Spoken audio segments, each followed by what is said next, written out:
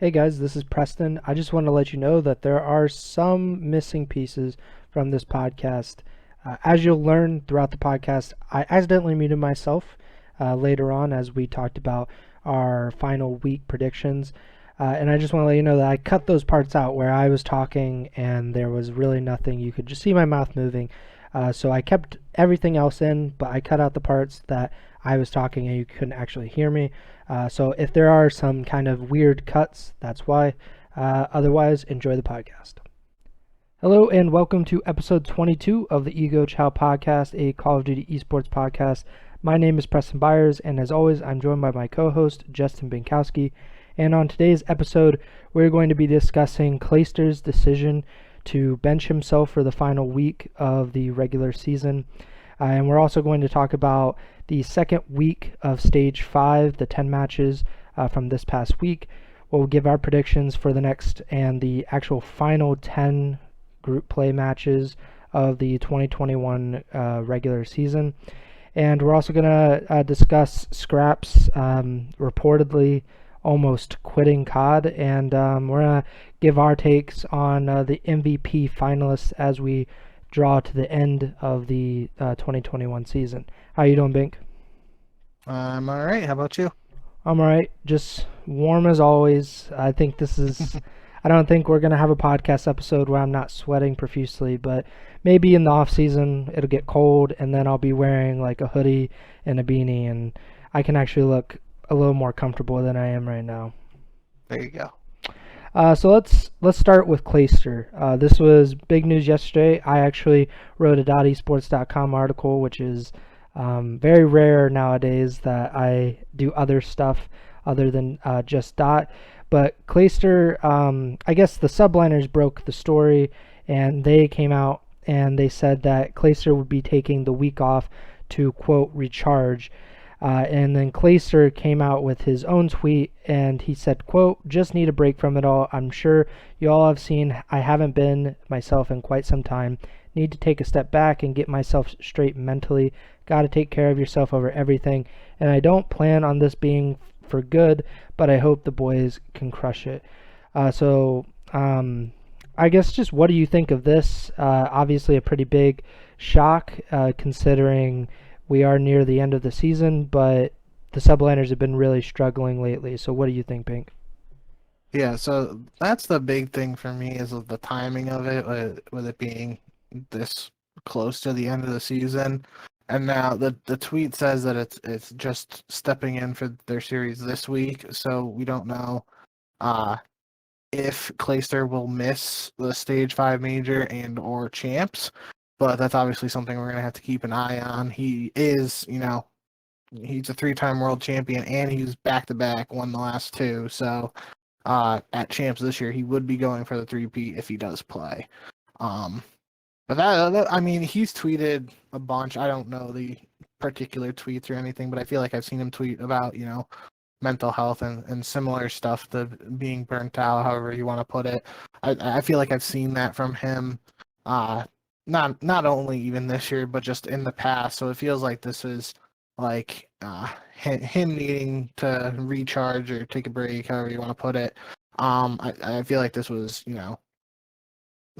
I could see it coming. I was obviously surprised, like I said, by the timing, and I'm still surprised it actually happened. But like, it makes sense if you take a step back and like think about it. Like, this stuff is stressful, man. Like, compete, you got to do your 6-8 hours of scrims a day, then your VOD reviewing and going over strats with the team, and then wake up, do the same thing the next day.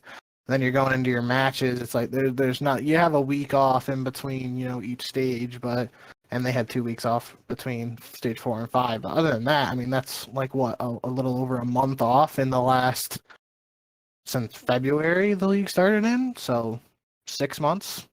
They've had like a month, 5 weeks off.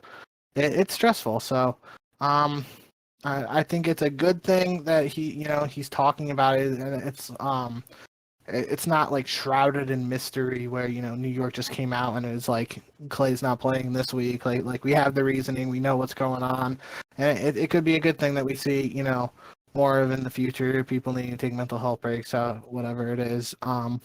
But Yeah, I mean that the big thing for me, or the big question that I obviously we don't know the answer to yet, but I'm going to be looking for the answer for is will we see Clay at champs? Most importantly, um, obviously, people will be interested too to see if he'll play at the Stage 5 Major, but champs is the big one. So in a world where he misses the Stage 5 Major but comes back to champs, I think that might be a possibility, but we won't know until something else is announced. Yeah, I don't.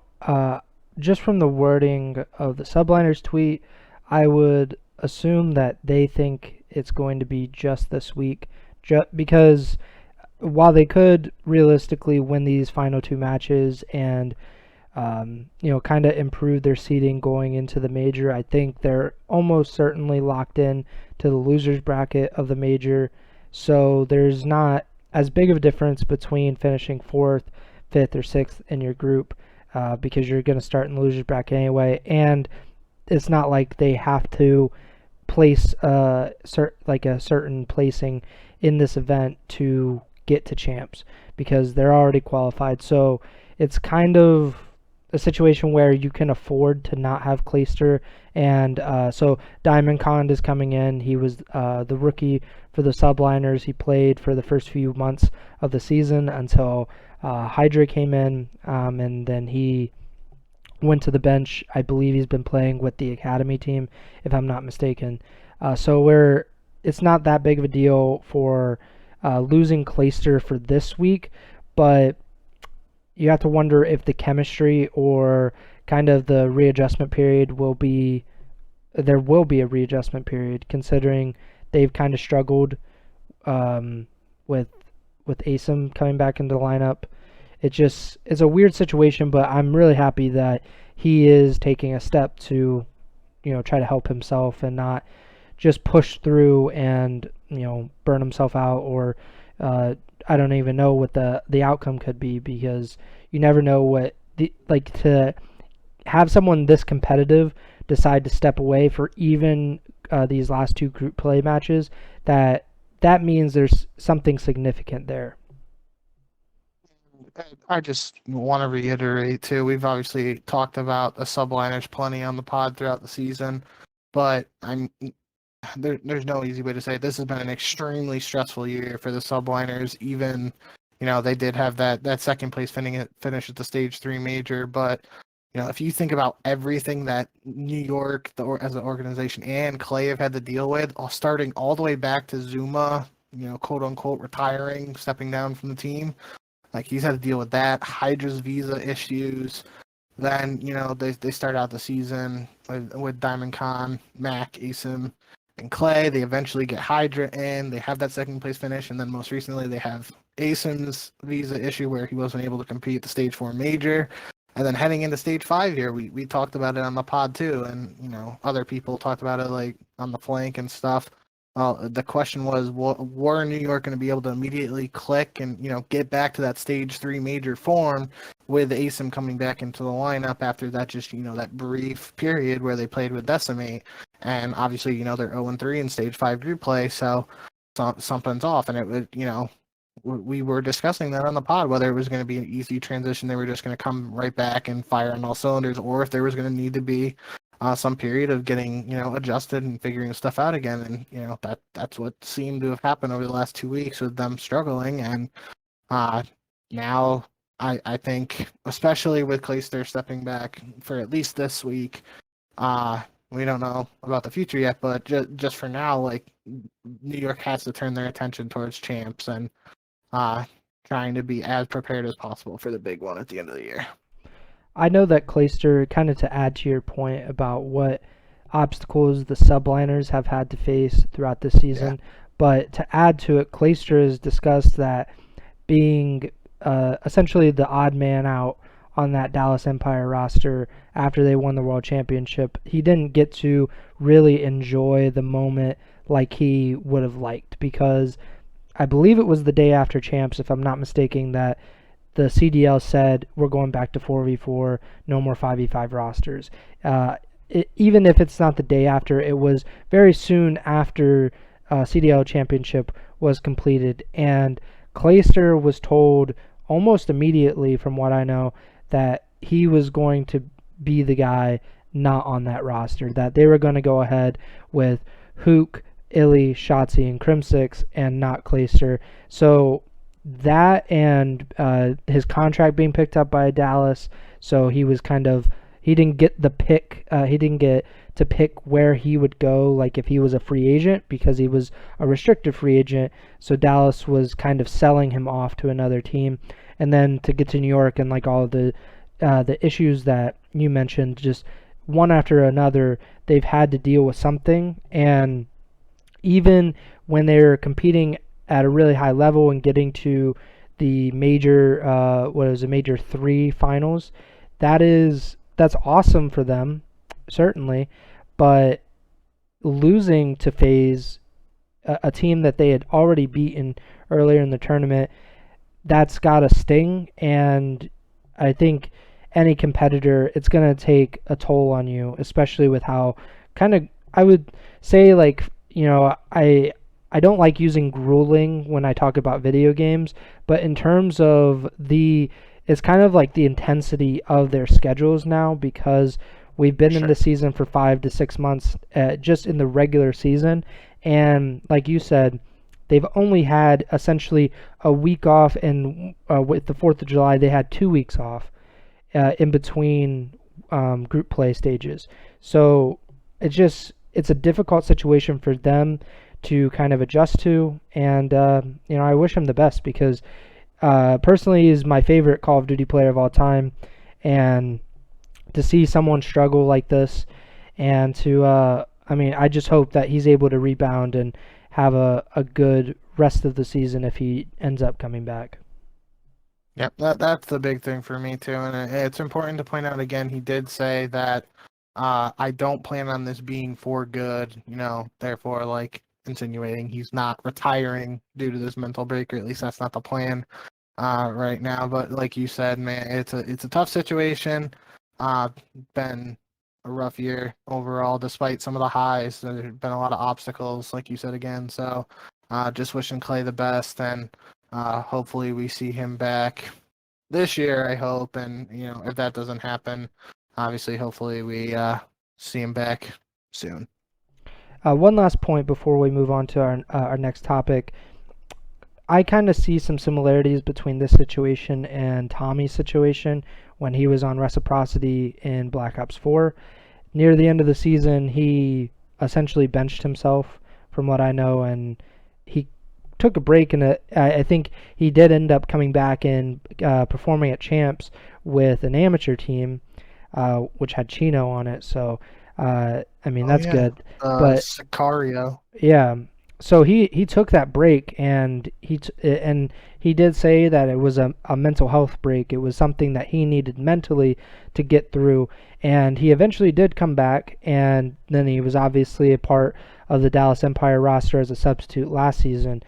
But I see some similarities. Both of these guys, Tommy has now moved on to Warzone and streaming full time, so he's had a lot of success there. But I see a lot of similarities between these two veterans.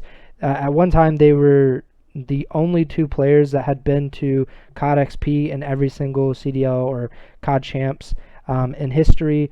They were also 2 of the oldest COD pros. I know the Clayster, I'm almost positive he is the oldest player in the CDL at the moment. I think he's 29. Tommy is around the same age. So I see some similarities. I don't want to, totally conflate the two, because everybody's mental health situation is unique. But it is grueling to kind of go through this, and especially if you're not enjoying the game. I know Karma has talked about this, is like he was going crazy practicing a game he didn't enjoy. So when you're doing something that you possibly don't enjoy, or you don't enjoy as much as you used to, and you're doing it so much, it can be a little overwhelming. So again, I want to wish Clayster the best. Hopefully this is just a 1-week thing. He's back for the major, or even if he's not back for the major, he's back for Champs, which is nearly a month away. So so hopefully everything works out there. So let's move on. We got Stage 5 Week 2 matchups. We had 10 matches this past week, the second to last week in the CDL regular season. So let's start at the top. We had Thursday, July 15th, two matches. Toronto versus the Los Angeles Guerrillas and Minnesota versus Seattle. Really not that close of series in either of them. Do you have anything that stuck out to you in either of these series? No, I don't think there's anything much we really have to talk about. We can just, break down the scores real quick. So you can, those of you listening will know just how lopsided, especially this first series between Toronto and LAG was. Garrison Hardpoint was 250 to 75 for Toronto. Then Moscow Search was 6-3, and Garrison Control was 3-0.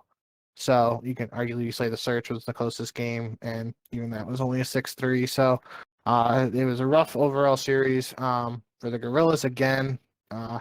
Mental actually had a .84 overall KD, which I think just off the top of my head, I know he had some low KD numbers in the previous week, so that might have been his best performance. He went 37 and 44 overall, but everybody on the Gorillas was negative, so it was just a rough series overall. And Insight notably had a 1.72 KD, went 55 and 32, and he also had a nice 1v3 in the Moscow Search, and I say nice with some air quotes that I didn't put up, because I know especially on the flank after this match, Methods and Zuma and whoever else was on at that time were like questioning what was going through the Gorillas' heads in the 1v3, because it looked like they basically just gave up Eskies for free, which is what Insight pushed up when Gorillas were trying to plant, and then he got a 2-piece, and then it was a 1v1 between him and Mental, and they kind of like trade positions on Eskies, and Insight was able to get the defuse before Mental check. So it was an interesting play. That was probably like the only really noteworthy individual play from that series. Other than that, it was completely one-sided in favor of Toronto. And then Minnesota for the Rocker was just another, 3-0 stomp, a little bit closer, especially in the hard point, which checkmate hard point was 251-58 for Minnesota. And then again, we had a 6-3 in Search. This time it was on standoff. And then we had another 3-0 Garrison Control. If we look at the KDs here, again, kind of similar. All four players on Minnesota were positive KDs. All four players on Seattle were negative. And yeah, fairly one-sided series on Thursday. On Friday, we had 2 3-1s, but I mean, there's a little bit to talk about in each of these series. With this Dallas versus Florida series, I mean, just the fact that Florida is the lower seeded team at the moment, but we've been talking for the last few months how Florida has the ability to win these big matches and to kind of be a disruption in kind of these top teams' plans. And Dallas has played really well over the last month or so as well. And in this FaZe versus Thieves series, Atlanta wins 3-1. But to this point, the Thieves were undefeated with John in their lineup. So this was kind of, if they did pull off the upset, this would have been really huge for their group play standing. But they didn't end up doing that. What do you think about these two series? Yeah, these were obviously a little more interesting than Thursday series. I was slightly surprised with the Florida result over Dallas, just because we had been talking about, Dallas's recent success, especially since that Stage 4 major, and I'm pretty sure both of us predicted Dallas to take that one, but this was just another case where, Florida's been that team, man, all year, where it's just like you don't really know what version of the team you're going to get, who's going to step up, etc., all that. And it wasn't even like this time, Big Wake had a humongous Wake performance. He had a 1.11 overall KD, but Neptune and Havoc, the two subs, Neptune had a 1.2 and Havoc had a 1.18. So, everybody on Florida was positive. Everyone was negative on Dallas. KD's aside, doesn't really matter. But I was just a little shocked by that result, and I thought it was funny. After the match, I wrote down that Krim tweeted asking, let me see, his exact wording was, GG's Florida, not sure how they didn't get forfeited for having a BZ ring for Havoc, but hey, F it, we got shit on.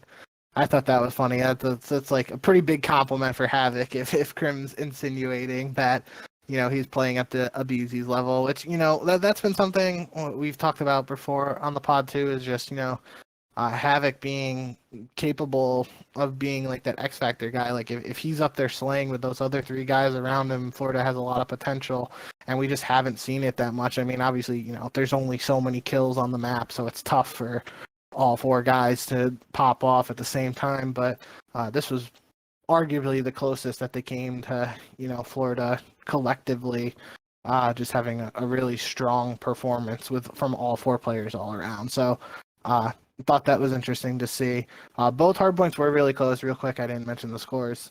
Moscow hardpoint was 250-242 for Florida. Standoff search was 6-3 Florida. Then Dallas won the control 3-1. It was on raid. And Garrison hardpoint was 250-246 for Florida. So again, those were both really close maps. Could have gone either way. I don't remember. I think that might have been Toronto's second series. There was a really close Garrison hard point, and it was either this one or Toronto's second match where it like came down to the wire on P3. But regardless, this was just a really close series, and I think it's it's not really anything against Dallas in my opinion. Again, it's just an online group play match. It might come back to bite them in the overall standings if they're fighting for that 2 seed with Toronto. But at the end of the day, they go on another like major run. They did it stage 4 on land. They should be able to get that second spot. So I think it was a bigger win for Florida than it was a worse loss for Dallas, if that makes sense. I don't know if I said that right, but yeah, that's where my head's at with that one. Yeah, I kind of agree with you. I think it's not. Yeah, I like the way I would put it is it's a bigger win for Florida than it is like a huge loss for Dallas. It's like Dallas can afford these. I mean, they can't afford like a ton of losses, of course, because they are trying to secure that second seed. At the same point, however, Florida is trying to improve their seed. They have the opportunity to at least. I haven't really looked at the standings like very thoroughly, but I would imagine that securing a 6th seed would be helpful, just because I mean you obviously want the best seed you can get, and I don't know if they'll be able to crack that top 4. I mean maybe if they win the major, but a win like this is even important if you don't improve your standing, because it's confidence. You build some momentum, you build some confidence that you can beat a team like Dallas. And if you can beat a team like Dallas, you can beat a team like OpTic and New York and LAT and Minnesota.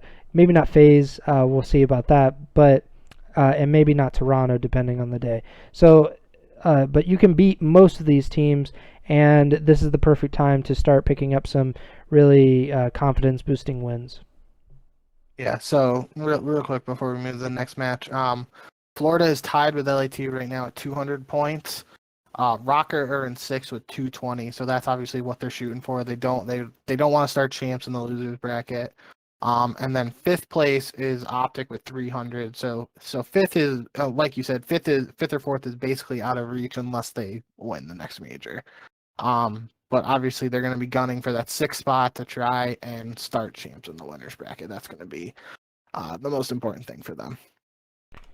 Yeah, I think it's just it's a good idea not to be the 8th place team going into champs. There is a little bit of room to get 6th place, which is the goal here, and Minnesota hasn't looked fantastic or anything, so I think that's a realistic goal for Florida, but overall just a really, really good win for Florida. And let's talk about this FaZe versus LAT match. Let me get the notes off the screen, but Atlanta beats the Thieves 3-1. This is the first loss for LAT with John in the lineup. I mean, a pretty close series, all things considered, especially for how limited the Thieves have in experience with John in this specific lineup. What did you make of the FaZe's win here? Yeah, I mean, the most interesting thing for me was that LA Thieves fought back in the search to take a 6-5 win there. Other than that, it could have very easily been a 3-0 for Atlanta. The hard points were close. Checkmate hard point was 250, 233, and Raid hard point was 250, 220. Obviously, that 6-5 win on search for LA T, but Garrison Control was a 3-0 stomp by Atlanta. I think that one went by really quick, if I remember correctly. It was pretty funny in the series. They were down. Abizi got like a 3-piece early in the search, started shooting bodies, and then, as you know, people are always going to talk about shooting bodies. LA Thieves make the comeback, and everyone's like, oh no, Abizi cursed it, blah, blah. And then Atlanta just comes out, wins the next two matches. It doesn't even matter. But that was pretty funny for me. If we look at the stats, John did noticeably struggle in the series. Went 45 and 75 overall, which is a .6 KD. Arcides went 65 and 65 for a 1.00 exactly on the dot. Everybody else was above that. Kenny had a 1.15. Everyone else on LA Thieves was below that. And obviously, we talk all the time about stats not really being everything, but it gives you a good picture of, especially in a series like this where Atlanta wins the 3 respawns. It makes sense that they're just going to have better Slayer numbers or KDs. So, obviously, this was the Friday match. It's not the last time we see Atlanta. It wasn't their most interesting match of the week either. We'll get into that a little bit later, but it was just business as usual for me for them. Yeah, I think the FaZe is pretty immune to the bad juju from shooting bodies. Oh yeah, because Simp has done it several times this season against a few opponents actually, and I mean, they do have a bad result later in the week, but all things considered, they've lost less than half a dozen matches this entire season. So I don't think bad juju really affects them as much as anybody else. But yeah, good win for them, and they just keep marching on, and we'll talk about them a little bit later. Let's talk about these 3 Saturday matches. Saturday, July 17th, we had the New York Subliners versus the London Royal Ravens, Florida Mutineers versus LAG, and Toronto Ultra versus the Seattle Surge. Let's get the most shocking result out of the way. London beats the New York Subliners. This is the Subliners' 3rd consecutive loss in Stage 5 group play, and London is not good, so that's actually even more surprising. So London is the 11th place team in the entire league. New York is still, even with these losses, in contention for the 2nd seed. I mean, they have a lot of work cut out for them considering how poorly they've done in Stage 5 group play and how relatively poorly they did at the Stage 4 major. Either way, this is still a shocking result. We talked about this last week when New York lost their first 2 matches, and they were very close with the Thieves. They nearly came back and reverse swept the Thieves. I'm blanking on who their second match was. It wasn't as close as the Thieves match was, but either way, they went 0-2 in week 1. We talked about maybe there is some kind of adjustment period for ASIM coming back in the lineup after missing the Stage 4 major due to visa issues. What do you make of London's win here? Or do you see this more as a London victory, or do you see this more as like a New York loss? So just real quick, that second match on the week before this was the 3-0 win OpTic had over New York. And now on the last episode of the pod, we talked about this essentially being like a must-win series for New York, just from a morale standpoint. This was obviously before, Clay steps down and, the eventual result. But we were just saying, like, with New York's remaining schedule, they had, and this was before this week, they had London, Paris, and Atlanta left. So with them being 0-2 and the strength of FaZe, you assume they needed to go 2-3 to beat London and Paris to at least have a shot at making winners bracket for Stage 5 major. Obviously, things have changed now with this result and Clay taking his break, whatever. So that takes a little bit away from it. It was a very back and forth series, though. The checkmate hardpoint started out 250, 237, really close hard-fought map from London, and then New York immediately responds with a 6-0 win on standoff search, ties it up 1-1. London comes out, wins 3-0 raid control to take the series edge again, and then New York responds with another hard-fought hardpoint, this time 250-244 on raid, and London just ends it with a 6-1 on Moscow. So it was a super back-and-forth series, but to your point, it just based on both teams and what we've seen out of them this year, it shouldn't have been that close, which obviously this was just like that signal that something's going on with New York. We said on the last episode we weren't sure in particular, what was going on with them. We didn't mention though, and I know I texted you immediately after the pod, they were having internet issues last weekend with Hydra. They had like multiple pauses and stuff. So that could have been playing like some minor role. We don't know obviously what was going on this week. I don't think there were any pauses during the match or anything, so might not have been a big a deal this week. But it was just, that this was a series that you expect New York to win. So answering your question, it was much more of a bigger loss for New York. Although, again, kind of like we talked like with Dallas, like they could afford to lose this. It might, it's going to hurt their chances for making winners back at stage 5 major. It doesn't look good that they lose to a London team like this. But, at the end of the day, it's about champs now. So they just, as we said at the start of the show with the Clay segment, they got to turn their attention to that and try and figure out what's going wrong and try to, just be the optimal team that they can be for the biggest event of the year. This is a really surprising loss, not only because it's London, but just if you would have asked if there was like a top 4 or 5 team in the league, and you said, and you were from the future, and you knew that one of these teams is going to have like a late season collapse, even a month ago, I would have been like, it's probably OpTic, like because OpTic has been really up and down at various points during this season. And I just figured, okay, like they have a hard stretch and they're not able to figure it out. I wouldn't have said New York, because New York looked like they were kind of competing with Toronto at the time to be the second best team in the league. And this was not that long ago. This was before the Stage 4 major. They were 4-1 in the Stage 4 group play, and their only loss was to Toronto, if I'm remembering correctly.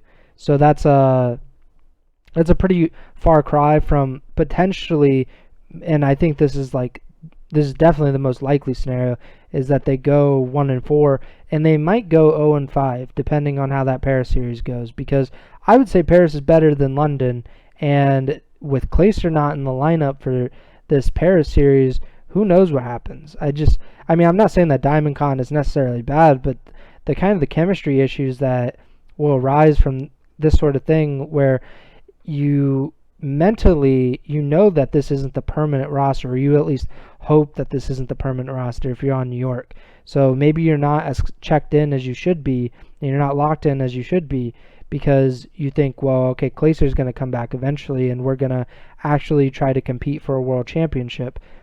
That might not happen, but I think that could be the thinking within New York.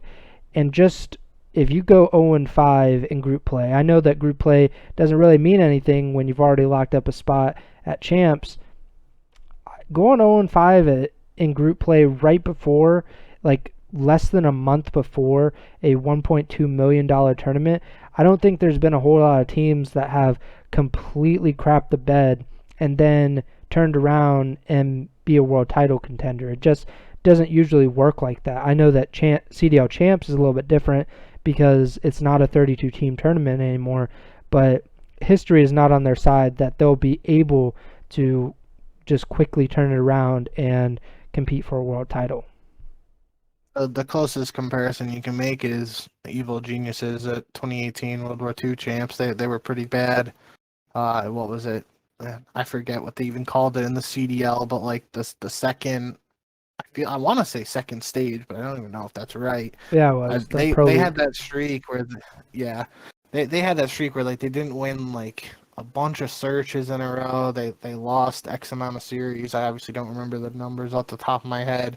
I don't think they went winless like overall record wise, but like they had a stretch where they had that once they made the roster switch to bring in Assault and Silly alongside Apathy and Aches. They had that stretch where they came in second at Seattle, I think it was, and they were looking decent, and then they went on a long losing streak, especially in Search. I don't remember the exact record or what their record in overall series was, but then they turned it around in Search. They had obviously that huge win against OpTic to kick OpTic out before them being bracket play, and then UG went on to win champ. So I feel like that's the closest comparison you make, but yeah, it's obviously, like you said, history's not really on their side.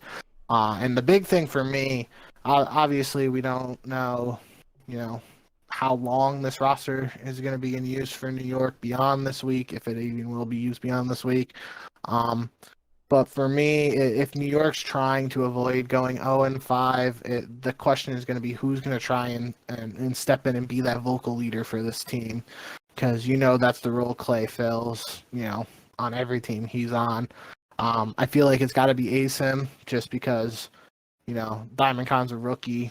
Hydra's a rookie whose English isn't even his primary language, which, I mean, his English is pretty good. It's better than a lot of people expected, including myself. And then I just feel like Mac isn't like I could be wrong saying this, but I feel like he's not like the most talkative guy. So I think ASIM is going to have to try to step up and, rally the troops behind him, be that vocal leader that New York might need in this stint without Clay, but we'll see. Yeah, it'll be very interesting to see if New York can at least just stabilize a little bit heading into the major, and then obviously they'll have a few weeks off before champs, but there's not that much time, and it could be pretty difficult for them if they don't figure things out rather quickly. Let's move on to Florida versus LAG. Florida wins 3-1. Not a huge surprise here. I mean, it's kind of a surprise that the Gorillas even won a map considering how bad they've been, and Florida did win the Dallas series 3-1 as well. So Florida, had a very successful week, go 2-0. Obviously, this win is not nearly as impressive as the Dallas. But did you have any thoughts on this series? Nothing in particular, really. It was another case where Florida wins both hard points and they win the series. A little different than the Dallas series, just because they lost the control to Dallas. Here they won all three respawns against the Gorillas, with the Gorillas taking the 6-4 win in Search. But I just wrote down, I mean, it was another good series out of Havoc at a 1.05 overall, so it wasn't quite to, like that. I think he had like a 1.19, I said, in the Dallas series, but whatever. Like, if Havoc keeps playing like this, what is the ceiling for this team? It's looking like, if they're able to continue to replicate this, they could, be a dark horse contender, or, just be that team to try to cause some ruckus or upsets at the top of the ladder at Stage 5 Major and Champs. So we'll have to keep an eye on them throughout the rest. I think if I look, so on Friday this week they play Toronto. That's going to be just a really good match to watch to gauge what this Florida team is capable of in comparison to, now they've beaten Dallas. Can they take down Toronto? So that'll be a good one to watch. Other than that, the only big takeaway from this match in particular at the time on Saturday, was that it officially locked in the top 8 teams for champs with that victory. So that means, Paris, LAG, London, and Seattle are officially done after the Stage 5 Major. There was some, with the point discrepancy, it was basically, they were basically done, but there were some mathematical chances, however slim they might have been, that they could have made it. Now it's just official. We know the 8 teams that'll be a champs. It's just going to, over the next 2 weeks, we'll find out what the exact seeding will be based on performances at the end of Stage 5 replay and the major. Yep, those 8 teams are the Atlanta FaZe, Toronto Ultra, Dallas Empire, New York Subliners, OpTic Chicago, Minnesota Rocker, Florida Mutineers, and the Los Angeles Thieves. Like you said, really the only seed that has been locked in is FaZe. They're the number 1 seed. They locked it in after they won the Stage 4 Major. But, I mean, there is, like we said a little bit earlier in the podcast, Minnesota, Florida, and LAT, they're not locked into the bottom three spots in the top eight, like 6, 7, 8, but that's the most likely option for them because Minnesota, who is in sixth, they're 80 points behind OpTic, who is in fifth. And Florida and LAT are both tied with 200 points. So they're 100 points back from fifth place at the moment. So there's not a huge opportunity for those teams to get up to that spot. I guess there is a chance, like there is a mathematical possibility, but it's very unlikely that that happens. But we'll see. I guess it's just a pretty interesting group of teams. Are there any surprises here? Like if you would have thought about it at the beginning of the season, which 8 teams would have made champs, or which 4 teams, I guess, would have not made champs? Is there really any surprises for you? Yeah, I don't remember the initial regular season power rankings, to be honest. I know a lot of people were skeptical of Seattle just because last season people had higher expectations for them and then they really struggled. So this season was kind of like the opposite, where people had lower expectations for them coming into the season and they just, they met those lower expectations. They didn't perform well.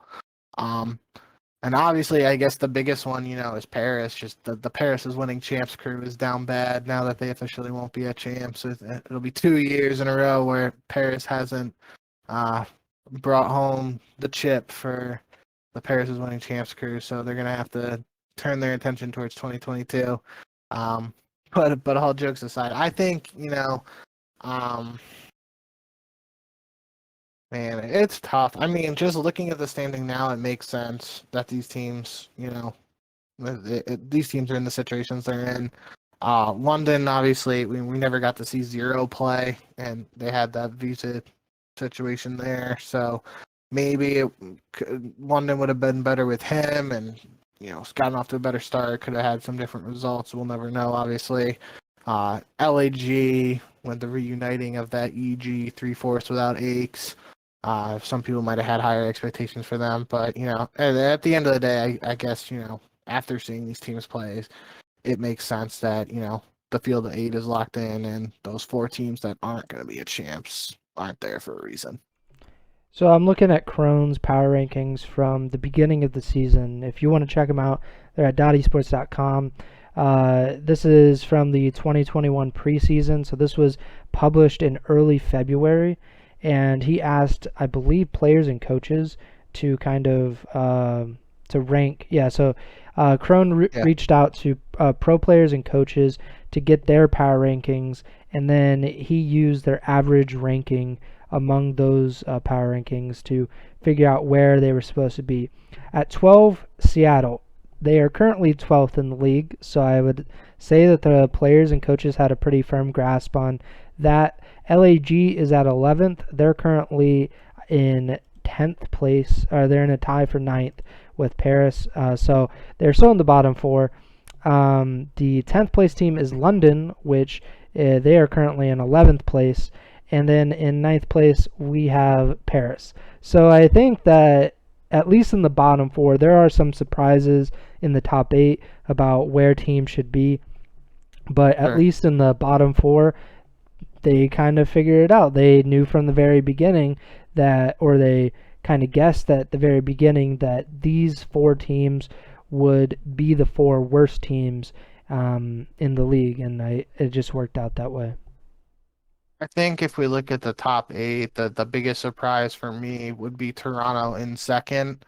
Obviously, they started the year with methods in place of Insight, and since Insight came in stage 2, he just hasn't looked back. He's the heavy favorite right now for me for Rookie of the Year, and obviously, because of that, they won the stage 2 major thanks to his performance, and him coming into the team. They're in second overall in the standings, so I don't think I would have had Toronto second overall in the power rankings. I probably would have had Atlanta, Dallas, and then OpTic if I had to guess. Don't really, maybe Thieves in 4th and New York in 5th or something along those lines. Not really sure, but yeah, Toronto's probably just where Toronto is in the top 8 is probably the biggest shock compared to the, where they most likely were in the preseason power rankings. Yeah, they were 7th in the power rankings. So, and I think the biggest surprises, in a positive way, is Toronto at 7 and New York at 8, because and there was healthy and understandable skepticism about New York heading into the season because of all the issues that we listed earlier in the episode. So they were 8th place, and I think that was fair considering no one really knew what Diamond Khan could do as a rookie and all of the kind of weird roster changes and the turmoil they essentially had to go through in the preseason. In a negative way, I guess you could say the most disappointing team in the top 8, which is like not that bad because it's not like they didn't make champs, is Florida. They were 4th in the power rankings, and this was with the Neptune coming in, so he was making his debut, and so I mean, there's not really a huge surprise here. Atlanta was not the number 1 team, which is probably the most surprising thing of it all in hindsight, just because we know what they've done since then. They ended up with the 2nd place spot, and Dallas was number 1, which isn't all that surprising considering they had just won the World Championship 4 months or 5 months before that. So not like the power rankings were pretty spot on with a little bit of variance between placings, but at least they got the top 8 and the bottom 4 correct in this case. Yep. Good job, coaches. And we have one more match on Saturday to talk about. Toronto versus Seattle. Toronto wins 3-0. They sweep Seattle. I mean, this is the result we expected, but kind of close games to get there. Yeah, we don't have to talk about it too much. This was the hard point I was thinking of earlier where Toronto had a little bit of a comeback on that P3 on Garrison to win 250, 247, which is a little surprising just based on who they were playing. You probably don't expect it to be that close, but they get the win in the end, so it is what it is. Most notably, Octane did have a 1v3 in the search.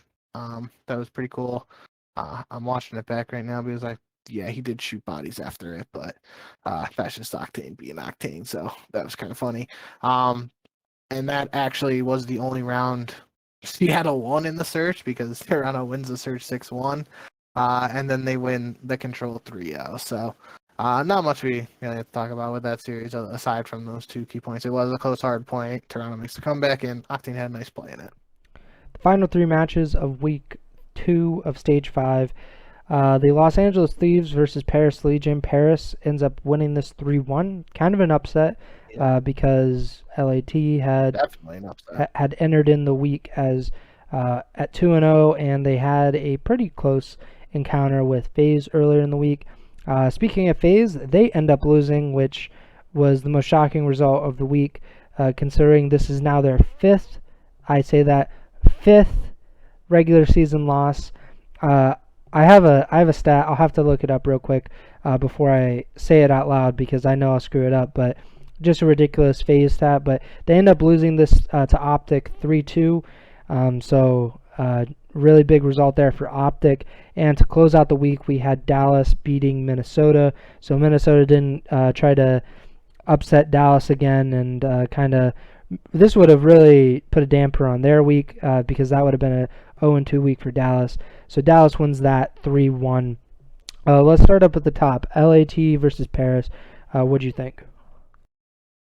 Yeah, this was the surprising one. And again, we kind of touched on Paris earlier with the when we were talking about New York, just because that's who they have to play this coming up this week. So that's a match you would have expected New York to beat Paris in, but now it's looking like, with the Clayster situation and with Paris coming off this win, I feel like Paris has to be favored in that New York match. It's obviously going to be interesting to see how New York plays without Clay, but aside from that, this was a surprising result. Most people likely expected the Thieves to come out with the win here, especially with how close they played Atlanta, kind of like you said. The hard points were relatively close. It was 250-230 on raid for map 1. LA Thieves won, but then Paris wins the next 3, including raid surge 6-5. The control was 3-0 stomp, and then they played Apocalypse hardpoint map 4, and Paris took it 250 to 178. Notably, let me look real quick. Scraps, who we actually didn't talk about, had the highest KD in the series at a 1.20, and Slasher struggled. He went 45 and 77 overall, which is a 0.58. So yeah, John did have a nice play in that search that we didn't talk about. He had an ace. And it was an ace / 1v3 with a like weird 2-piece where 2 Paris guys stacked up in round 10 to force round 11, which Paris clutched up in, but it was still a nice play.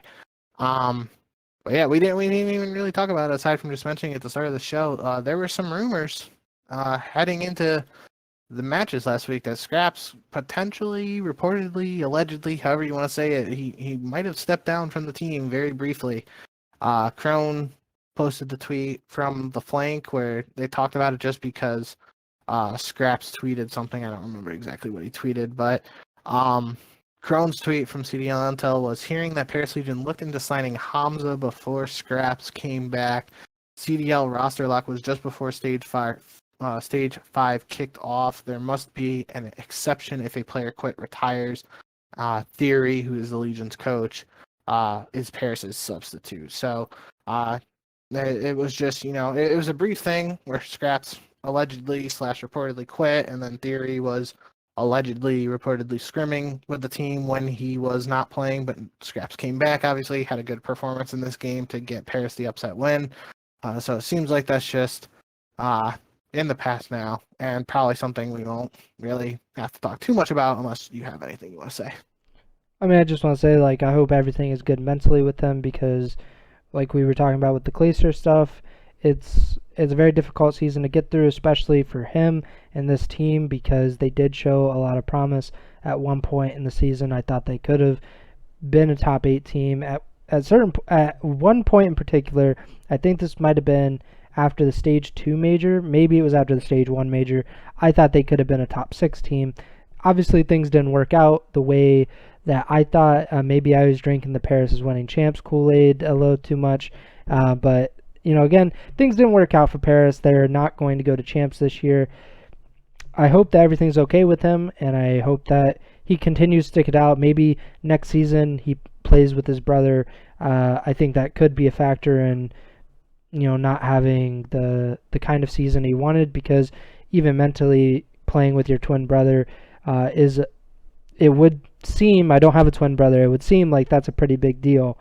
Because we saw last year with Pristini and Arcides, Pristini, I think, was affected more, at least publicly, about not playing with Arcides and just not, they live together, but it's the difference between like going to work and not seeing someone that you love and you care about as much as you do with your brother. So maybe that's a factor there. Also, I just think them not having a good season and a good stage to this point could have been really weighing on him. So I hope everything's okay with Scraps in that regard. So, yeah. Yeah. And as we kind of alluded to before the show when we were just talking while the stream was booted up, I mean, there's realistically maximum 2 weeks left in Paris's season at this point. I guess when he was allegedly or reportedly quitting, stepping back, however you want to say it, there were 3 weeks left. He had 2 weeks of online group play and then the stage 5 major. But, now at this point, he literally has, I'm going to check real quick just because I don't know how many matches Paris has played. They are 1 and 2. So he has 2 online group play matches left. And then, potentially only 1 match at the stage 5 major. Maybe a couple more. But we'll just say, I'll say a max of, he has 5 matches left in this best of 5 series left. And then his season's over. So it feels like,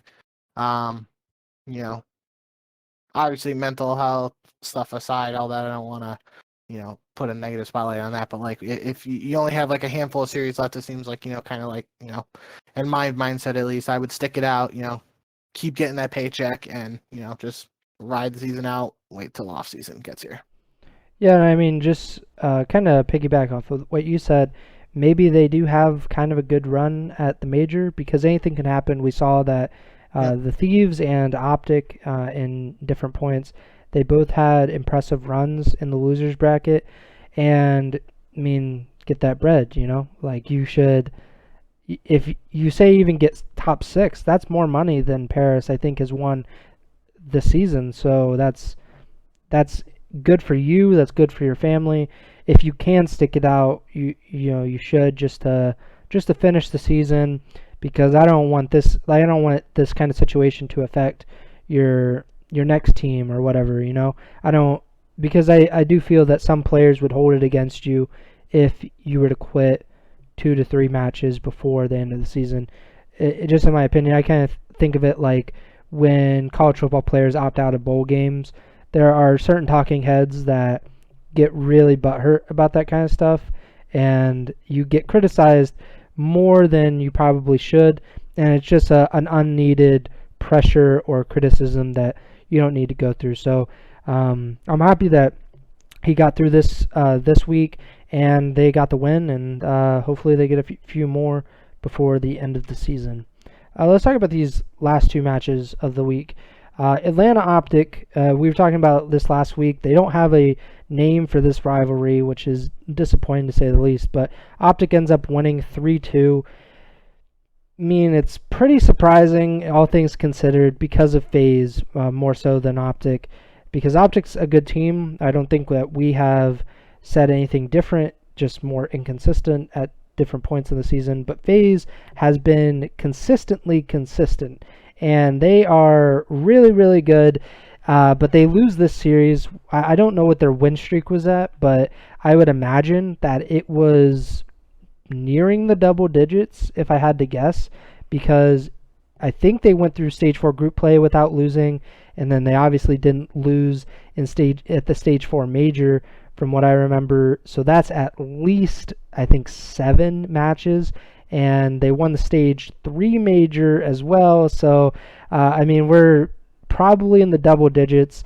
So OpTic to win this is very surprising, but a very impressive win for them, especially near the end of the season. What did you think of the win? Yeah, I mean, we do, as we've talked about with Atlanta's other matches, it's apparent that they are testing some stuff, but I don't want that to take away from how impressive this one was for OpTic. It really was, obviously I was expecting Atlanta to win.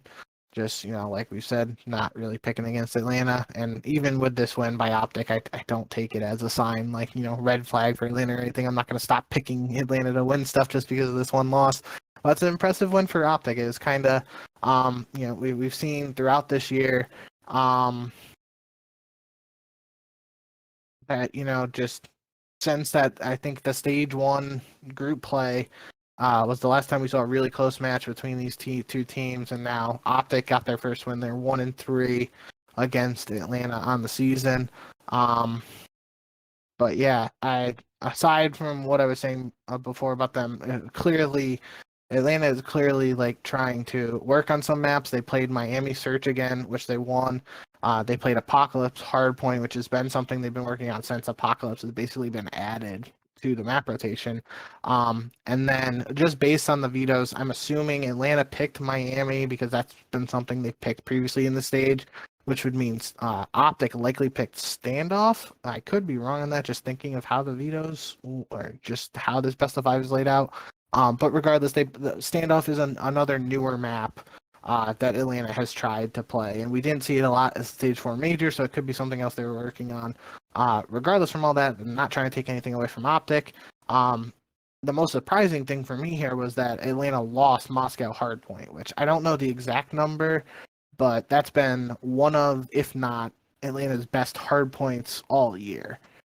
So that was a really impressive win for me, just in that one map alone for OpTic. Envoy went 29-14, obviously 2 KD. But yeah, I was really surprised by that. They didn't obviously, carry it over immediately with Atlanta taking Miami search, but then OpTic comes back, takes the read, control 3-2. Atlanta responds by taking Apocalypse Hardpoint to force the game 5.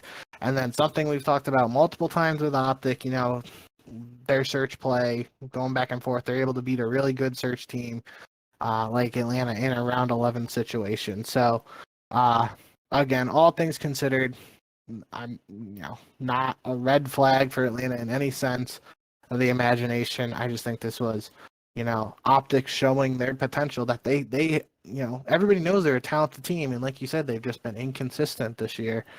This is what they're capable of doing if they show up and are firing on all cylinders for a particular match. So it was a big win for them. To put it in perspective, before this loss to OpTic, Atlanta FaZe were on a 13-match winning streak. Their last loss before this was at the Stage 3 Major to the Subliners. So that was on May 15th. So they went more than 2 months without a loss. Wow. Before that, their last loss was to the Subliners on April 25th in the Stage 3 group play. So they're like 19-2. Yeah, like 19-2 in like the last 21 matches. I mean, it's not that crazy considering they've only lost 5 the entire season. But this was the stat that I wanted to bring up. So this was according to V Lion Man. People know him as the trading card guy that creates all those trading cards for COD. But he tweeted this, I think, maybe in the middle of the FaZe OpTic series. He said, random fact, heading into the series, ATL FaZe have lost fewer series since the start of the CDL in 2020 than every other team this year alone. So I checked this, and this is actually true. They lost 9 matches in the 2020 CDL season. And before this series, they had lost 4 matches this entire season. So that's, if you can do the math, it's 13 losses. The second place team in the league is the Toronto Ultra, who have 14 series losses this season. That is absolutely ridiculous. This is like some Wayne Gretzky had more assists than people had points or something like that. It's that kind of a ridiculous stat, but this is a team stat, and Call of Duty is, I wouldn't say it's more interesting than hockey, depending on the day, but it is not as popular as hockey, but it's a fun esport. But anyway, to get to my point, that's crazy. The fact that they have essentially done 2 complete seasons, there's a possibility that they'll lose a 6th match in the next, I think they have 1 or 2 more matches, but I mean, maybe they lose to the Subliners, who knows. If they lose that 6th match, then we could just throw the stat out the window, but it's looking like that they will have 14 series losses over 2 regular seasons, while Toronto will have 14 series losses this season alone. So that's a crazy stat. Then I was shocked to see it, and I mean, that's all I have to say about FaZe. Just it even makes OpTic's win more impressive, considering how dominant FaZe has been. And like you said, if OpTic can kind of bottle this energy and this kind of play, they can win the World Championship. It's just, will they actually be able to do that, and on a consistent basis? Because there's a very likely, it's likelihood that FaZe will have to beat FaZe at least once in the championship, maybe twice, or they'll have to beat Toronto or Dallas or something. So pretty crazy result there for OpTic. If you have any other comments, okay, so let's move on to the final match of week 2, Dallas versus Minnesota. Not like a ton to talk about here in this series, but this has been one of those matchups where Minnesota has seemingly come out on the winning side more times than you would really expect. I believe that they handed Dallas their first loss of the season, and I think even in Stage 2 they might have upset them as well. So it was a thing earlier in the year where Minnesota could upset Dallas. It's not that big of a thing anymore because Dallas has improved, or they've kind of stayed steady, at least with this current roster, and Minnesota just hasn't been able to find their footing. Any thoughts on this one? You basically said exactly what I was going to say. This was a matchup earlier in the season that Minnesota seemed to have the edge in for whatever reason. I think at the start of the season it was like, Minnesota had that 2-3-5 edge where Dallas won the hard points, but then Miami, wow, Minnesota won the searches and control to take the series. But then, recently it feels like I think at least the last two matches with Vivid that Dallas has won both times against Minnesota. I could be wrong on the exact number. I think they might have said on stream that Dallas is now 3-2 against Minnesota in this matchup. I'm not sure if that's true. I feel like they had to have played more than 5 times, but regardless, it's kind of like you said. This was more of a bigger thing earlier on in the season where it seemed like Minnesota had Dallas's number, but now that just seems like a thing of the past. It was a good bounce back win for Dallas coming off that loss to Florida. And yeah, that's basically all I got for that one. Go to Paris. I mean, just a lot of question marks right now surrounding New York, their current form. No Clay. Paris coming off that win over the Thieves. I feel like Paris is an easy pick here. Yeah, I'm going with OpTic too. Just real quick too, I was gonna mention it earlier, but I forgot until just now. We agreed on almost like every pick last week, and then I remember we said it might have been you. I can't remember which one of us said it, but I was thinking it at least. It was like, damn, we're picking so many similar matches. We're bound to have some upsets, and of course, like teams like London taking down New York, Paris beating the Thieves. I'm pretty sure we both obviously picked FaZe over OpTic. OpTic beat FaZe. So it was a little more interesting last week than we might have anticipated, even though we had a lot of similar picks. So it's good that we have some variety here with at least these Thursday matches. But yeah, I think OpTic is just a clear-cut favorite here, and I would be very surprised if London wins. I'm not sure how long my mic has been muted because I just looked on OBS and my mic was muted. So I will just quickly run through my picks just to make sure. New York over Paris and OpTic over London. Everybody heard you and you can hear me, but for some reason my mic was muted on OBS. It's not been like that the entire time. I think I just clicked on something wrong when I made it full screen. So oh my God. Just making sure it 100% has not been this entire episode. It's just been at the very minimum a few minutes, and I haven't been talking all that much over the past few minutes. So New York and OpTic, just to make sure. I'm sorry if you're listening or watching this at a later point. Not my greatest moment, but not my worst moment on this podcast either, because I literally lost an entire episode. The very first episode. So not my worst moment. So we're just gonna power through. On Friday, July 23rd, we have two matches: Toronto versus Florida and Dallas versus Seattle. Nobody gives a crap about that Dallas-Seattle match. In all honesty, I guess only if Seattle ends up beating Dallas, which could affect the standings. But this Toronto-Florida match, like you said earlier in the show, this is really, really interesting. If Florida could pull off another win over a top team like they did against Dallas last week, I mean, maybe Florida could be considered one of the top contenders for the title come champs time if they can keep this up. So what do you think about Toronto, Florida? That basically my mindset coming into this is I think Toronto is going to win it. But I'm really looking forward to this match. I think it's going to be a close one. I would love to see, Game 5, Round 11 situation. Not sure if it's going to come down to that. Obviously, that's the most ideal scenario because that's super close, and it would be a testament to what we've seen from Florida so far the last 2 weeks. But in the end, I still think Toronto's the better team, so they should win it. But obviously, really excited for that match. Yeah, I'm going to agree with you. I think Toronto is the better team here. And, I don't see Florida coming out with a win. They haven't really been able to consistently do this and pull off wins against teams that we would traditionally consider to be championship contenders. So this is a really big shot for them. I just don't think that they'll end up doing that. And in this other match, we have Dallas-Seattle. I'm just going to go with Dallas. I don't think there's a lot to discuss there. But what do you think? Dallas.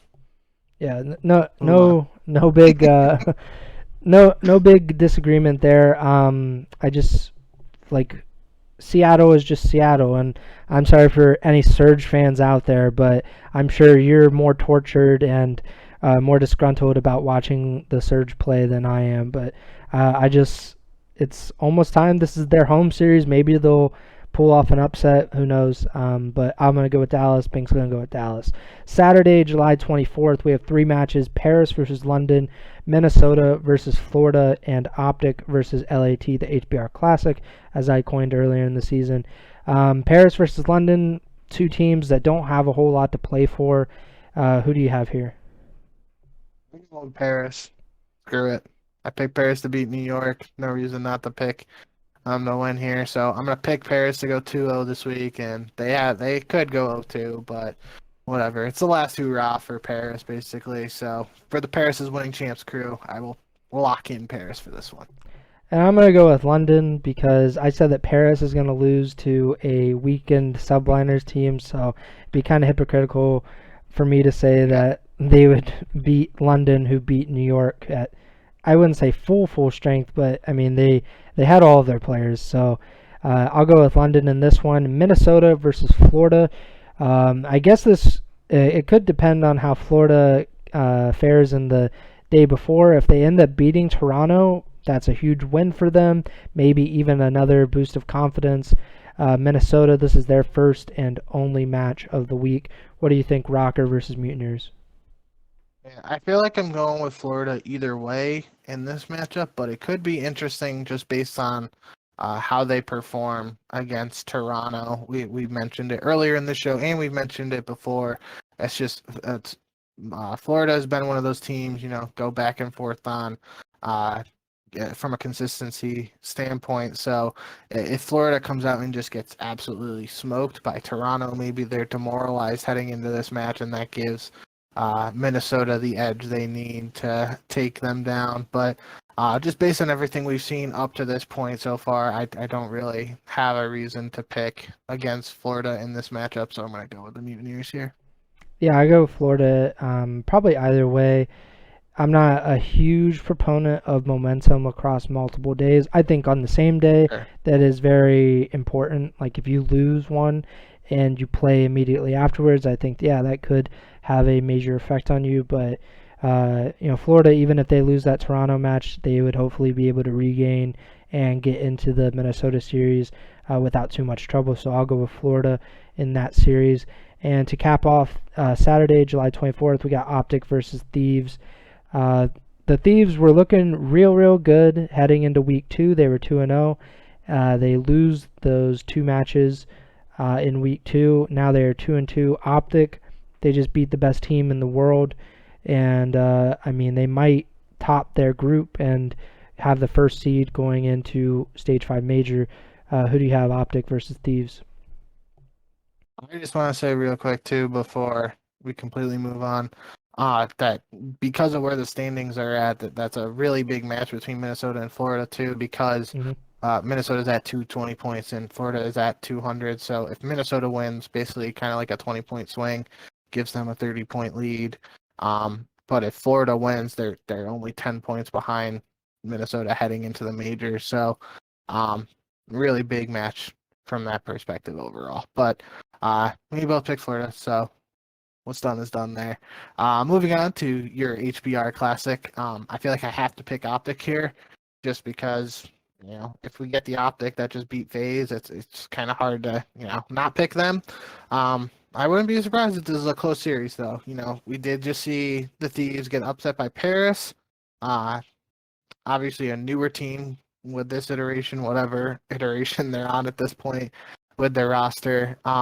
So they had time from that upset to work on whatever went wrong heading into this match with OpTic. So it could be a good one. It should be a good one at least, but I'll go with OpTic.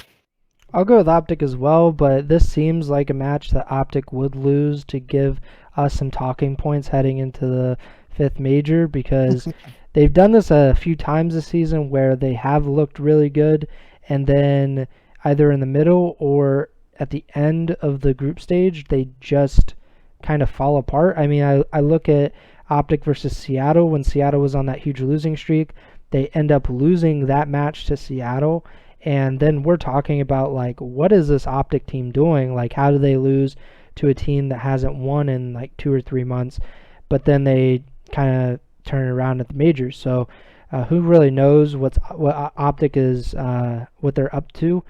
I still think that they beat the Thieves, but I agree with you that it could be a really close matchup here. And let's move on to the final 3 matches. Sunday, July 25th, LAG versus Seattle, a really interesting matchup there. Atlanta versus New York, and Dallas versus Toronto. So, I mean, on paper, you would think, okay, these final 2 matches, really, really interesting, but with Clayster not being in the lineup, and we're really not sure what kind of New York team is going to show up against FaZe, we don't really know about that, but I think at least they are capping off the week in a good way with Dallas versus Toronto. But let's start at the very top. LAG versus Seattle in a matchup between the 12th place team and a team tied for 9th. I feel like you have to pick Gorillas, so I'm going to go with Seattle. This isn't like the most interesting matchup at this point. This is, from a historical standpoint, though, an interesting matchup. If we go back to last season, right, there was like all that stuff with Seattle farming Gorilla Coin or whatever. Well, isn't that what they called it? I forget what the exact word was. I think it might have been Gorilla Coin or Gorilla Points, something like that. Mm-hmm. But so that's just a little trip down recent memory lane, I guess. But you know, this is going to be a match that not a lot of people watch. Just plain and simple. It doesn't mean anything. So, with it being Seattle's home series, I'll say Seattle is fighting for home pride in this online group play match, and I'll go with Octane and the boys. I guess if you're looking for some storyline or some reason to watch these matchups between the Legion and London and LAG and Seattle, I think the way you would do that is you say, who's going to finish last in the league? Who's going to finish 12th in the Call of Duty League?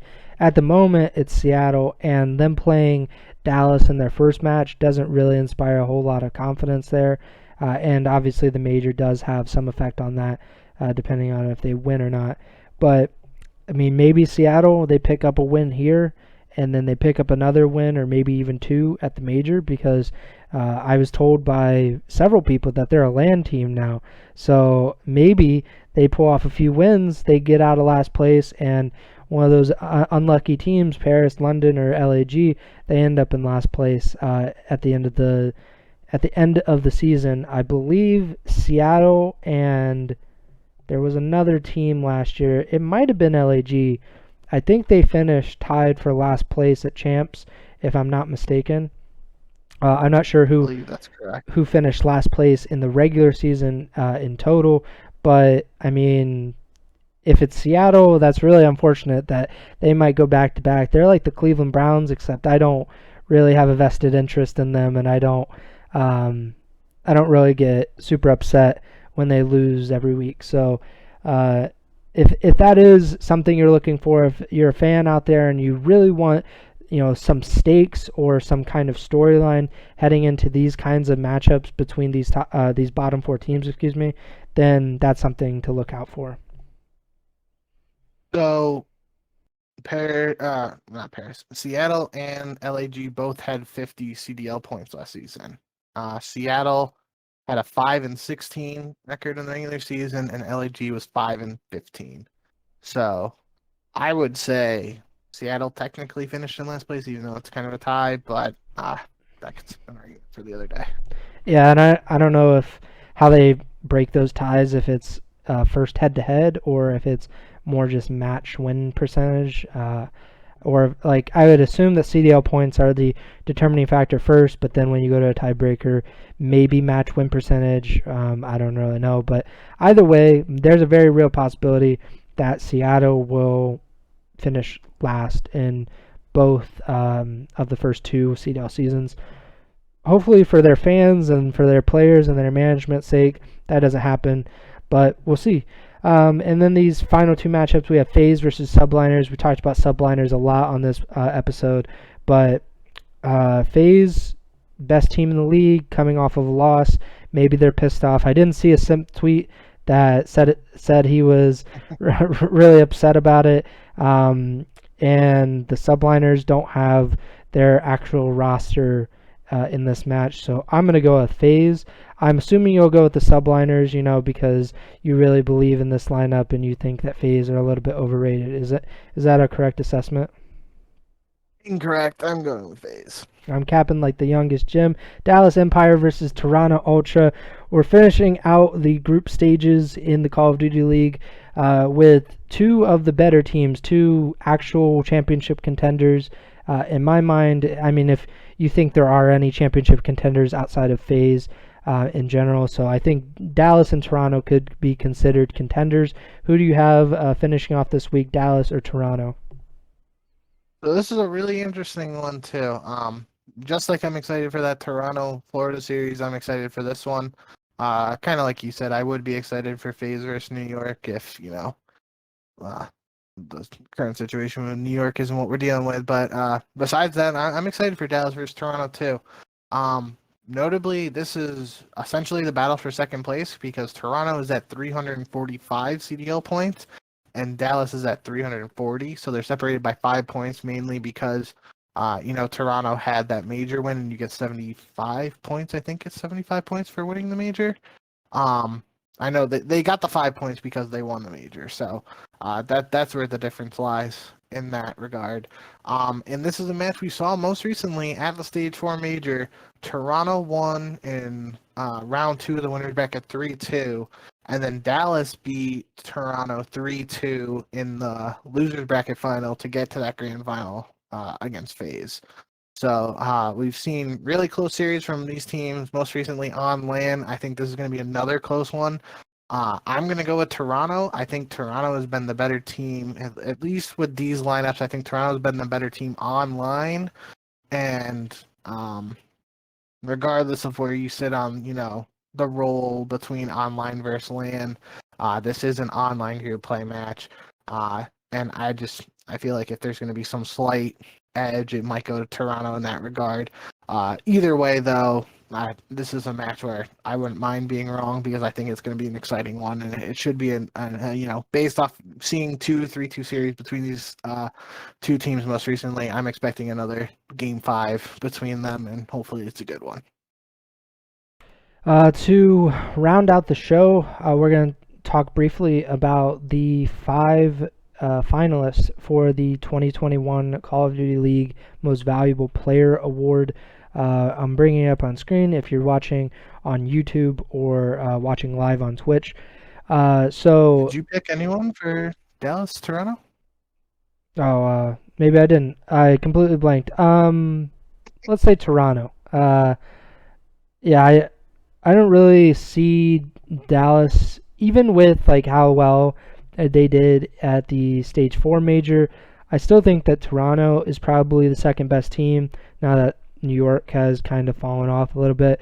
But if I had to guess, this is probably the second and third or second and fourth best teams playing each other. So it's a pretty even matchup, but I do think that Toronto is the better team here. All right. Now we are. Cut you off. No, you're good. Now we are talking about the CDL MVP finalists. We have 5 finalists: Shotzi from the Dallas Empire, Simp from the Atlanta FaZe, Toronto Ultras, Cammy, and Abizi and Celium also of the Atlanta FaZe. No shock to see multiple FaZe players on this finalist list, but I did see at least 1 or 2 tweets talking about how can multiple players be finalists for MVP if they're on the same team. So this is everybody but Arcides is a most valuable player finalist. What do you think about FaZe getting 3 finalists on this list, and what do you think about these 5 in general? I mean, this is just a situation where this is a testament to how good FaZe has been all year long. Like, I don't know. I can't really think of a sports example where there have been recently multiple players on the same team in the MVP category. So maybe that's where that sentiment is coming from. But in this case, we talked about it when we did like a filler. I don't think it was a filler episode, but we talked about our MVP picks, and I think you went with Simp and I went with a BZ, just for the sake of being different, and we were both saying it could go either way. So at least from that standpoint, I feel like both of them had to be finalists for MVP just because they played so well as a team and individually all season long. Celium was most recently the player of the stage in stage 4, and I believe Arcides is the player of stage 3. So in that regard, I guess, the player of stage 3 isn't even on here, and then Bance was the player of stage 2, so he's not on here either. But regardless, I feel like I don't have a problem with the 3 FaZe guys being on there. Some people might be upset about it, whatever, but I feel like all 5 of these players are deserving of being finalists.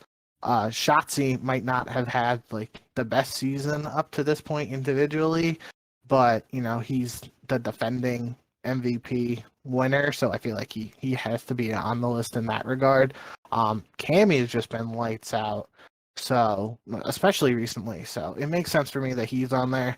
I did see some tweets though about people questioning why Insight wasn't on here, and I get that idea, like kind of like we said, since he's come on the team, just it's completely changed the dynamic and the effectiveness of Toronto overall. I feel like it makes sense if the CDL has an actual official Rookie of the Year award like that should be Insights at this point. Other than that, I don't really have too much about these finalists. I think all 5 of these players are deserving of being on there. As I had already said before, if it was me, I would probably go with the BZ with the award. I think Simp is the front runner though, and he'll probably end up taking it in the end. But yeah, I guess if we didn't have a player or multiple players from each team on here, you could maybe throw Awakening or Skies on there for Florida, and then be it's Envoy, tough. right? Or Dashy or something. Like, you probably need an OpTic or Subliners representative because they are 2 of the better teams in the league. Well, that's what I was going to say. I feel like Hydra is really the best player on New York. He's probably the most valuable. Yeah, but like if you're not putting Insight on here, I feel like you can't put Hydra just because like they haven't competed the whole season. I don't know if that's like an actual requirement for this or not, but that's just my mindset for that. So I don't know. But obviously we don't live in a world where we have to worry about that because there are 3/4 of Atlanta on this list, and I think they are deserving, regardless of what other people say. Yeah, I think that I think Insight and Hydra are interesting players to look at for this kind of thing because you can actually see a before and after of their teams. Like, how are they performing? How is Toronto performing when they had Methods in the lineup versus how are they performing with Insight? Like, what are their results? And the same thing for Hydra in New York. So I think that kind of helps them kind of just to visually see kind of the impact and the value that they bring to a team. That being said, like, really they could have just put 2 finalists here and just said it's Simp or a BZ, and I think that would have been perfectly fine. I would have had absolutely no issue. I don't have an issue with this or anything, but I would have been fine if they just cut it down to 2 and just said it's either going to be Simp or a BZ. Let's just see how they do for the rest of the season, and then we'll just give it to one of them after. Or I don't know when they give this. Do they give this before champs or something? So they might give it at the major or something. I'm not sure exactly because I remember voting. Yeah, I remember voting last year, but we didn't have LAN, so I'm not sure what they're gonna end up doing here. So they might have done it like start of champs, I want to say.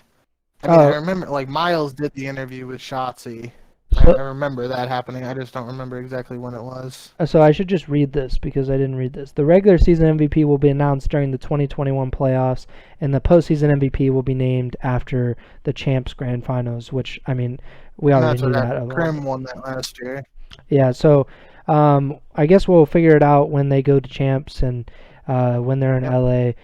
But I still think my pick is Simp, but if they literally just were like, nope, Sim's not getting it, go to Abizi, I would be A-okay with that, because I think if they, I don't want people to share the MVP because it just is kind of like a very weird thing to do in general, but that is a thing that some sports do where they do co-MVPs. I think that they're both very deserving of it, and had Toronto or Dallas or any other team performed up to the way that Atlanta performed, I think that their best player or best two players would have been suitable for this MVP award as well. Yeah, obviously I'm not as big of a college football guy as you are, so, and to any of our listeners who are college football fans, I might say something wrong here, but just based on like our recent discussion at least about this, this is kind of like feeling like a Heisman situation to me, where it's like those vote, like you have your heavy favorites for the Heisman, and then you have like even after they reveal who wins the Heisman, they reveal like third, fourth, fifth, etc. place, like who got the votes or whatever. And like it's all like low numbers compared to like who actually won it. And I feel like that's a situation we have here with this voting. Like I feel like Simp and Abizi are just at that top, and then it's just whoever wins it, congratulations to them, and then everybody else is below them. And that's not to say like it's no knock on Cell, Cammy, or Shotzi. They've all had good seasons, especially with Cammy and Cell, performing in that AR role to the extent they have. And Shotzi being the defending MVP winner, it makes sense he's on the list. So, congrats to all these finalists. Like you said, I feel like Simp's gonna end up taking it. I'm personally pulling for a BZ for whatever reason. I don't really have a particular reason. I just think it's kind of been something in my mind at least where when Abizi first started out on E United, he was like that young gun who came in at the start of the season for E United, and then his like rookie storyline, I guess you could say, kind of got usurped by Simps in the sense that Simp came in mid-season and they had all that success together, and it's continued to this day since Simp's debut. So good on them. Congrats to all the finalists. But yeah, guess we'll see who wins it in due time. Yep, I think the Heisman comparison is a fair one because you usually have at least 3 finalists that end up showing up in New York, and in most cases, but they show them. Yeah. They're, like, you usually show like the top 6 or 7, just because whoever gets votes essentially is shown in the final standings. But even from a finalist standpoint, sometimes they send 4 or 5 people to New York, and that 4th and 5th person, they're absolutely not winning. Like, there's really no reason to put them in there, and I think that's the same for Selim, Cammy, and Shotzi. No disrespect to them, it's just they're not going to win. So it's like, it's kind of pointless, but it's also a show of respect for how well they've done and how well their teams have done this season. So, but yeah, congrats to all the finalists, and congrats to Simp and Abizi, Simp or Abizi of whoever wins that eventually.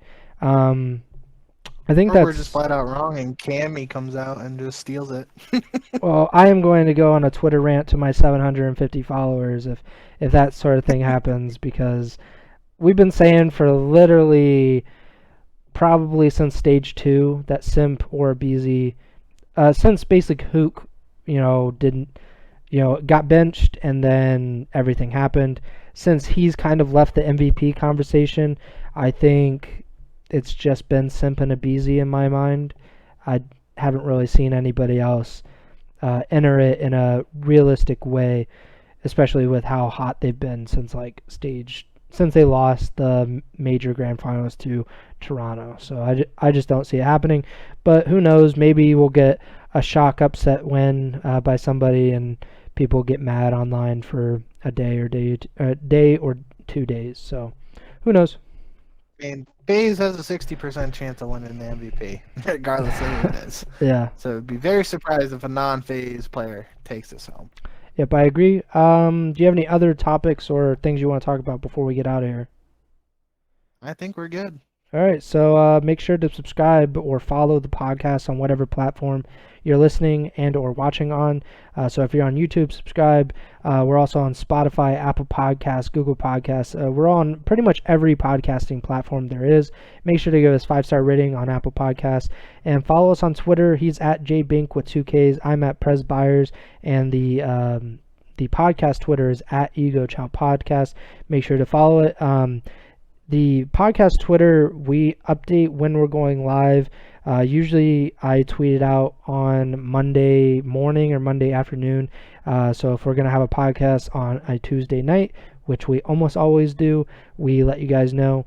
So make sure to follow at Ego Chall Podcast. Our next show, tentatively and almost certainly, will be Tuesday, July 27th. We're always live on Twitch, twitch.tv/Ego Chall Podcast. With the live version of the podcast. So if you were watching live, you could probably see me accidentally mute myself during this podcast and feel my shame. You could also participate in the chat. So if you have any questions or comments or whatever, you can chat with us during the podcast. If not, all of our podcasts are available the next day on Wednesday. So so we'll probably be live next Tuesday, July 27th. With the wrap up for group play in the Call of Duty League and our preview for the Stage 5 Major. So that's all for me. Take it away, Bink. Thanks, guys, as always, for tuning in. Shout out to our head Ego Chall correspondent, Trem, for being in the chat. Other than that, like you said, last week of online group play matches, it's coming to an end. We basically got this week, then Stage 5 Major and Champs. So almost at the end of another CDL season. Should be, for the matches we have this week, should be a couple good ones. Gonna obviously be a couple duds, but should be a good last hoorah of, online Cold War action. So thanks for tuning in, everybody. And as always, remember to send the chow.